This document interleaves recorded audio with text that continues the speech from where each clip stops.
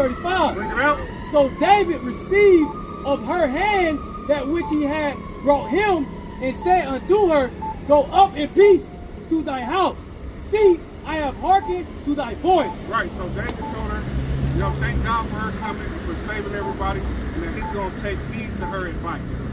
Right? He's not going to go up and slaughter her husband's house. Read. And have accepted thy person. Uh-huh. And Abigail came to Nabal, and behold, he held a feast in his house. Right, so when she went back home, after David told her to go home, her husband held a big feast, a royal feast, right? Read. Like the feast of a king. Like the feast of a king. And Nabal's heart was married within him. Right, and Nabal was so happy. He was feeling himself. Read. For he was very drunken. Right, he got drunk. Brother had a little bit too much to drink. Read. Wherefore she told him nothing. Right, so that night, after she went and did that and saved everybody, she didn't tell her husband what happened that night. Read. Less or more until the morning light. Right, so she waited till the morning. Read. But it came to pass in the morning, Shalom, King.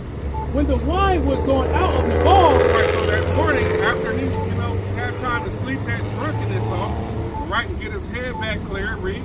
And his wife had told him these things. Then Abigail went and told him what happened with David and David's 400 men and how they were coming to slaughter his house and to kill everybody because of the disrespect.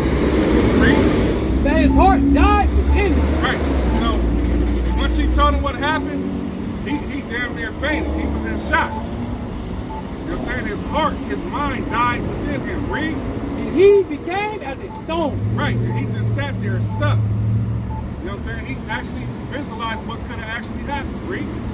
And it came to pass about 10 days after. And 10 days after that, that the Lord smote Nabal. That the Lord put him to death for the disrespect of his servant David, for what he did. So, the moral of the story is, David didn't have to go put in that work, right?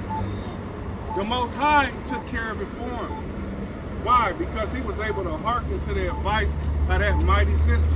He put that sister in there so she can shortstop him from going to do that, because the Most High already had plans for that. Right? So the point is we got to depend on the Lord to act first. We just call on the name of the Lord and believe that he's going to take care of things. All right? And that's, what else you got? Yeah, read after that. See what happened with Abigail. That he died. Uh-huh. And when David heard that Nabal was dead. When David heard that that Nabal was dead, read. He said, Blessed be the Lord. Blessed be the Lord. That have pleaded the cause of my reproach. That put in that work for me. I didn't have to go do it. I trusted in the Lord and he did it. Read. From the hand of the ball. Uh-huh. He have kept his servant from evil. He have kept his servant from evil. From going to kill that man because he was in his feelings because of the disrespect. Read.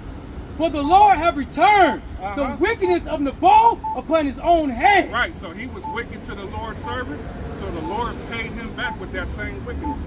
We put him to death. Read. And David sat and communed with Abigail. And David sat and talked to Abigail. Remember, Abigail came to him with respect, and she was, a virtuous sister, and she came with the best advice. Read. To take her to him to wife. He did what? To take her to him to wife. Right, so he went and scooped her up. Said, you were such a mighty sister, and you did the right thing. You were such a good wife to this man. Hey, now that your husband gone, I want you to be my wife. I'm not going to leave you out. You ain't going to be stuck. I got you. Because of your mightiness and what you did to preserve your husband in his household. That's the type of wife I want. So that's what happened. Right? So, Most High gonna find our battles. You still here, sis? You got some more? All right. I'm gonna get a couple more commandments for you. Is that cool? All right. Let me get the fringes. All right. Yeah. Let me get the fringes. So, sis, you know what these are? You ever see these on the Native American skulls? Why do you think they had that? Because they Israelites. They Israelites. And these here are commandments. That's what these are here. These are commandments. So they knew about fringes. They just didn't have these on their clothes just because they were keeping the commandments.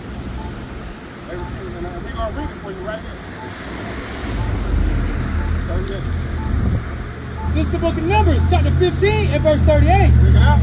Speak unto the children of Israel, Speaking to the Israelites, and bid them that they make them fringes in the borders of their garments. and command them to make fringes in the borders of their garments. Just think about some of the beautiful garments that our Native American brothers and sisters wear. And they got their fringes and everything on. They're beautiful garments, right? Read.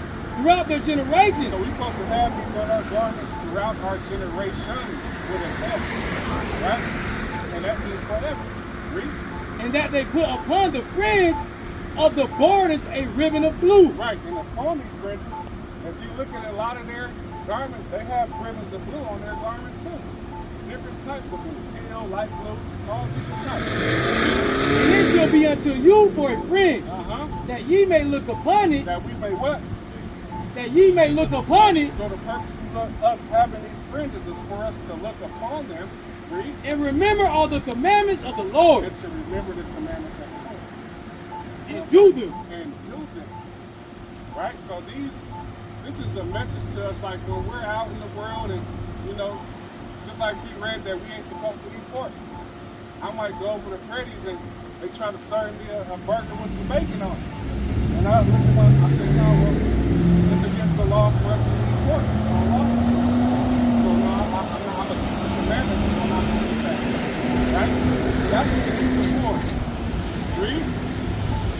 And that ye seek not after your own heart, in your own eyes, after which you used to go a horn. Right, so we don't seek after our own mind and say, oh, it's all right if I go do that. It's all right if I eat that. It's cool. No, I'm going to look at these and remember I'm not supposed to do that. You know what I'm saying? So that's what the purpose of these fringes is. So for to keep the commandments of God. All right? So you got any questions, sis?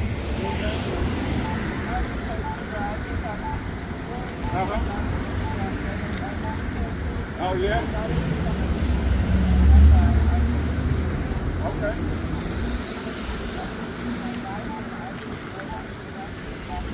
Yeah. All praises, all praises. Well, that's what we out here for. We out here to teach our people the law, statutes, and commandments of the Lord of God. All right? What else you got? Anything else? Oh, yeah, let's finish that. We went into the dietary law with the pork, but we didn't finish it. So you like seafood? Yeah, a little bit, not too much.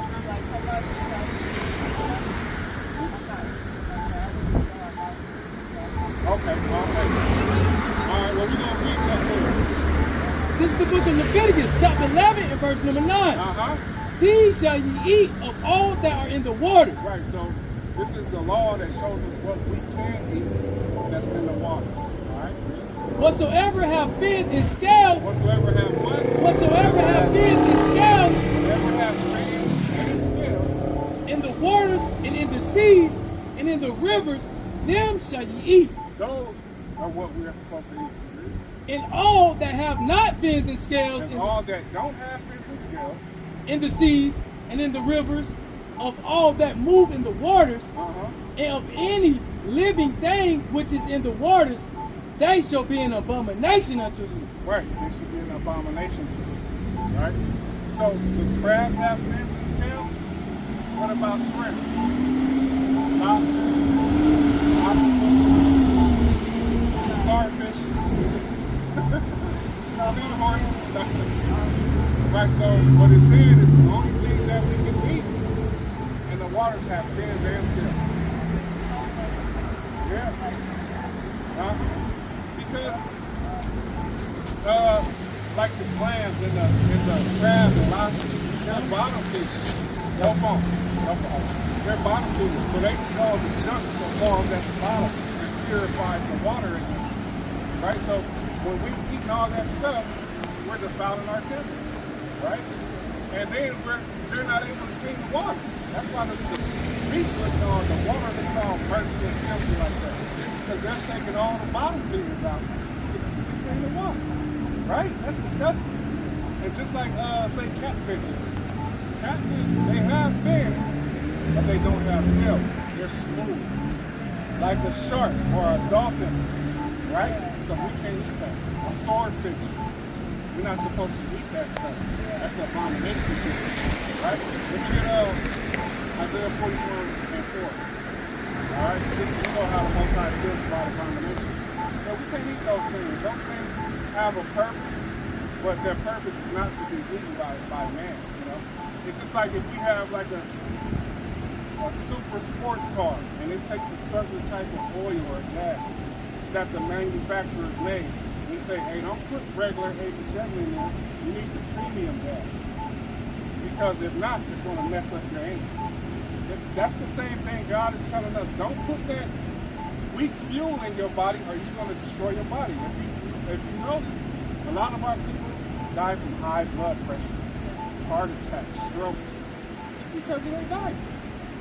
You know? And they may think, well, it doesn't happen to me right away, so I'm going to just enjoy it, but it's going to keep adding up, and it's going to destroy your body. Read that. 44:4. Right. Is it Jeremiah? That might be Jeremiah. Yeah, I think it is Jeremiah.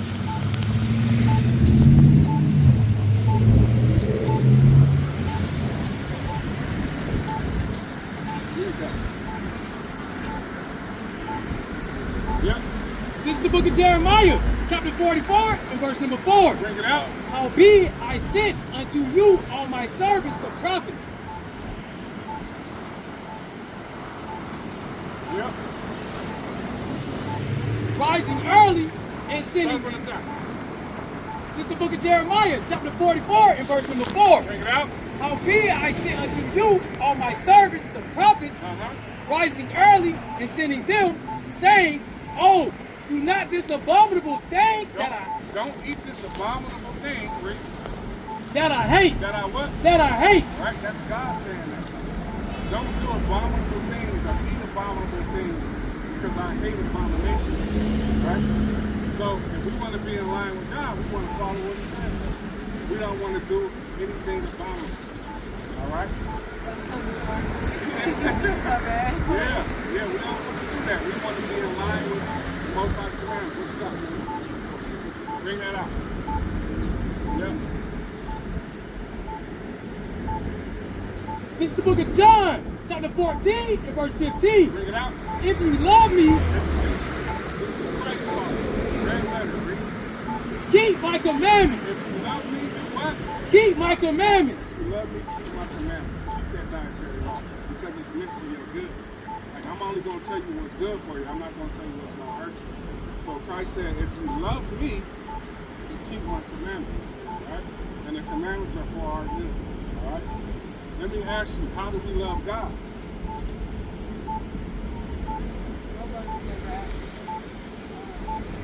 Yeah. Yeah, because you know, you got a lot of people that go to church and say, I love God, but their actions don't show. Love is an action word. Right? So what was you saying? Sorry about that. By taking His words, by saying She's on point. The sister's on point. Clap it up for the sister, man. Sisters, hey, we're going to read that for you, sisters. We're on point. First John 5:3. First John 5:3. Hey, you're right. We got to do what He says. All right? And we like to read it out of the scriptures to bring it home. What's that? Oh, sis. Catch your bus. Okay. That's a pleasure to meet you, and I pray that we meet you again. All right? All right, sis. All right. Thank you. Yeah, just bring it out. It's back here.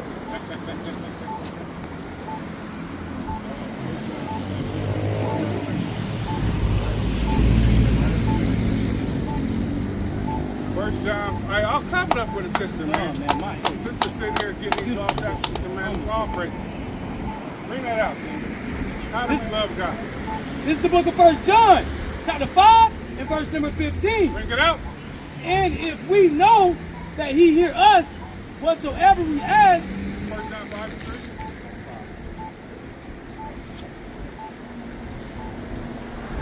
This is the book of 1 John, chapter 5, and verse number 3. For this is the love of God. This is the what? For this is the love of God, Bring it out. that we keep his commandments, Uh-huh. and his commandments are not grievous. Right. So the love of the Most High God is for us to keep his law, statutes, and commandments. All right? Not to veer off from the law, statutes, and commandments, but to keep these law, statutes, and commandments as they are written. And thus saith the Lord. And with that, we'll say shalom. Shalom, All right? shalom. Shalom.